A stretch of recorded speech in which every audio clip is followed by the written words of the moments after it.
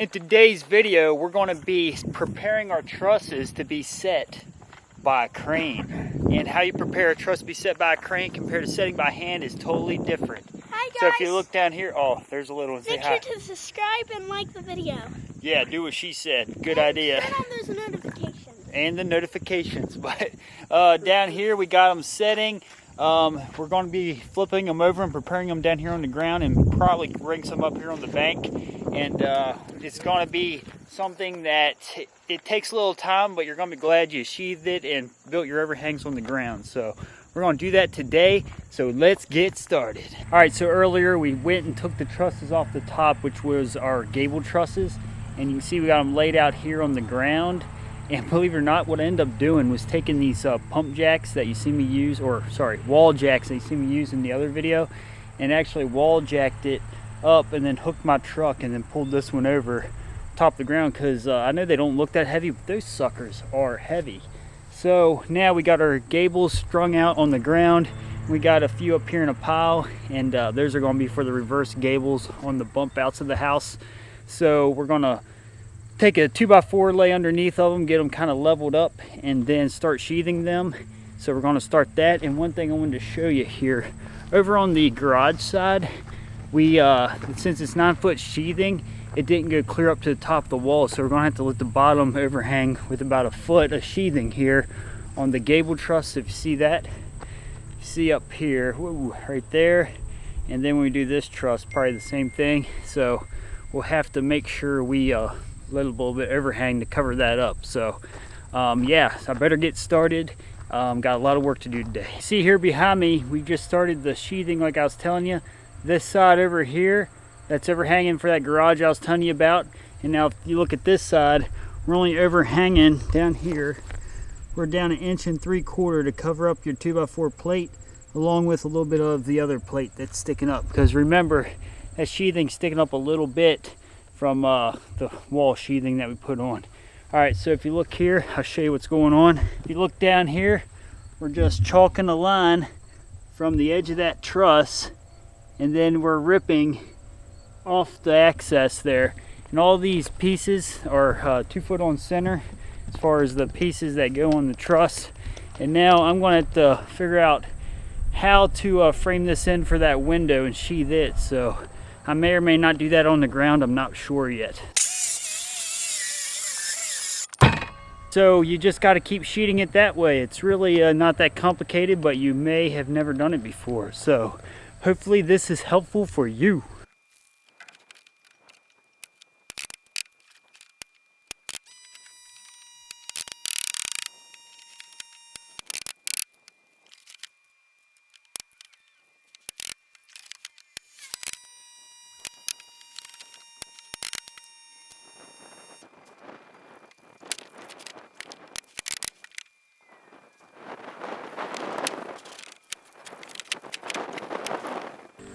All right, now that we got them all anchored, we go through and just start nailing them off.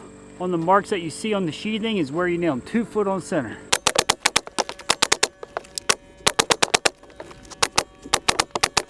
I think you get the idea. You just more or less nail it off and then fill in that top part that needs filled in yet with sheathing, and then cut the edges off, and we'll start the overhangs next. What I end up doing is 16 on center wall studs here to finish this up. So my window is going to be right there, and it's a 4 foot tall by 3 foot wide. And I was just wanting to check out here because it's getting late, and I'll resume the rest of this in the morning. All right guys, I'm back out here on the job site. It's actually pretty darn early out right now. The street lights kind of light me up, and I think the light gathering on this camera is pretty good. But we're out here. Figured I better get early start because I got a family function to go to at 2, so I can't be here all day. So it's like 6 o'clock right now, and I'm gonna go get started. All right, so just like everything else in construction, there's like a million ways to do the same thing. So I'm gonna show you how I build overhangs on my gable ends. As you can see here behind me, I got a gable end. I'm gonna walk you through how I build the overhangs. So the first thing I do when I go to build my overhangs is I'll come over and then I'll measure about 3 1/4, 3.5 inches, And the reason why that works out, if you put your block, whatever you're using for material, on the edge, wherever you have your layout going, take your other block, whatever you're using for material. As you can see, that's about as close as they can get without touching each other, and still giving us a nice room to breathe there. So 3 1/4 down, then you're going to make an X on the side you want your block to lay on, and that's going to be 2 foot on center across the top of your gable. So you can see there's 2 foot mark. Here's your next 2 foot mark, and then you do that down this whole edge to the end. Then you come on the other side and do the same thing.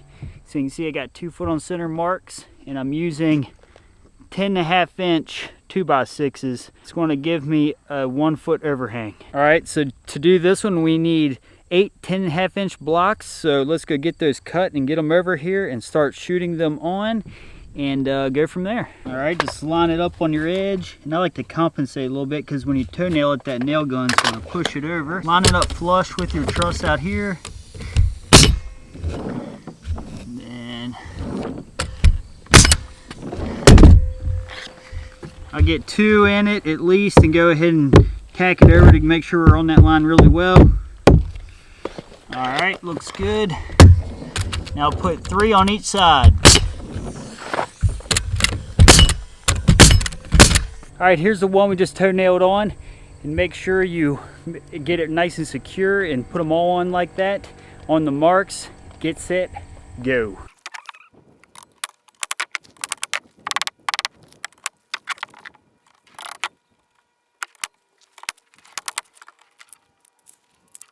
All right, so now we need to cut our fascia board that goes on there.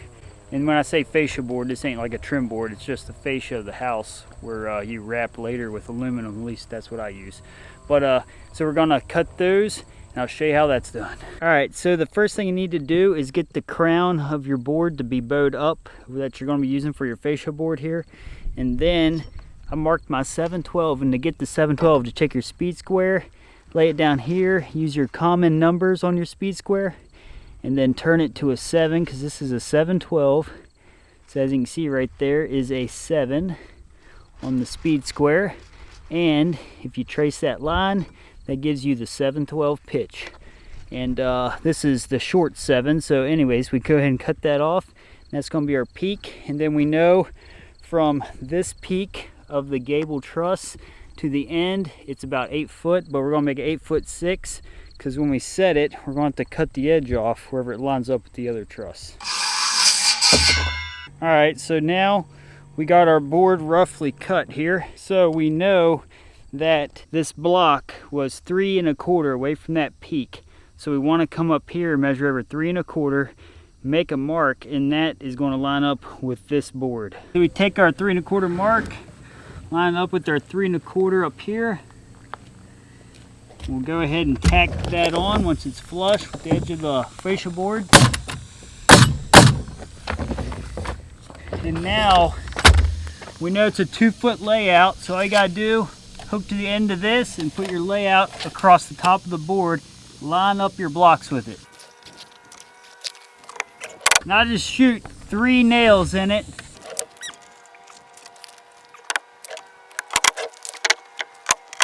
So if you look here behind me, we got that first side of the gable end done. Now we got to do the other side. Just repeat exactly what you did on that first side. Here, let me show you close up. If you look, we just put 3 nails in the top of each block, 2 foot on center layout. All right, guys, there it is. We shot off the other side, and now that is how you build your overhangs on your gable trusses. So I want to show you something else. So that was a pretty little one. That's just for that little bump out up there, like I was telling you earlier. So that's going to go across there and build that overhang. But I want to show you this really big truss that I had to build this morning. Build the overhangs, that is. Look at that thing. So that's the bottom half of it, and if you see up here, where is it at? Right there. It doesn't have the fascia board on it. It's because it's right here. It's that overhang right there. So that overhang is going to sit on top of that truss, and then we're going to nail it once it's up in the air to those blocks that you've seen on that truss. So this one is going to be for the garage side. Then this one down here is for this side of the house back up here. So they're 50 foot long. If you count the overhangs, they're 52 foot long. And all these trusses here, those go in the middle. These are the regular ones. And then these bottom ones where you see the gap, that is going to be our vaulted ceiling for the middle of the house. And if you look over here, those little trusses are the piggybacks that go on top of the trusses. I think from the bottom of the truss to the top on these trusses for this house is about 15 foot. I think maybe 15 and a half. So they're pretty darn big trusses. So after you build your overhangs on your trusses, we're preparing these for the crane, by the way. We wouldn't do this if we were going to set these by hand. These are too big to set by hand. But after you build your overhangs, what you need to do next is get the house wrap. See that Lowe's house wrap in the background? You just go through and house wrap it just like you do the walls. If you've been watching my other videos, I have plenty of videos showing me doing house wrap. So go check those out. I'll put a little card up here if you want to click it to check out one of those other videos of me just building an exterior wall with openings in them. So anyways, that's all I had for you today. I just want to show you how you prepare trusses to be set with a crane. Be sure to subscribe, smash that like button, and I will see you in the next video. Peace. Something I wanted to show you when sheathing your gable ends. This is a reverse gable behind me. When I say reverse gable, it's not the actual ends of the house. It's just for up above, right in here. It's going to be a gable going across. So with that being said, this part I left unsheathed is this smaller gable here behind me. So if you look at this smaller gable, it's actually going to be going on the ends of the house up here. Whoa, up here. And then there's a gable here, so that gable's right there, and it's going to intersect. It's a little hard to explain, but you'll see what I'm saying. But if you look at the layout of your trusses and how you designed your house, you'll be able to understand a little better. But just wanted to show you that. So if you're building a house on your days off from your regular job, you're going to have to do things like wake up really early to get things done, work extra late sometimes. Yesterday I was out here till like 6:30. That wasn't super late, but you know, typically 9 to 5 jobs is what America's used to. But like I said, I do this on my days off from my regular job, so you're gonna have to push the limits on your time. And you know, you might have to avoid certain activities like hanging out with friends and this and that, but the end goal is what you got to keep in mind. I mean, if you want to get ahead, you're gonna have to do stuff like that. So let me get ahead and get things done.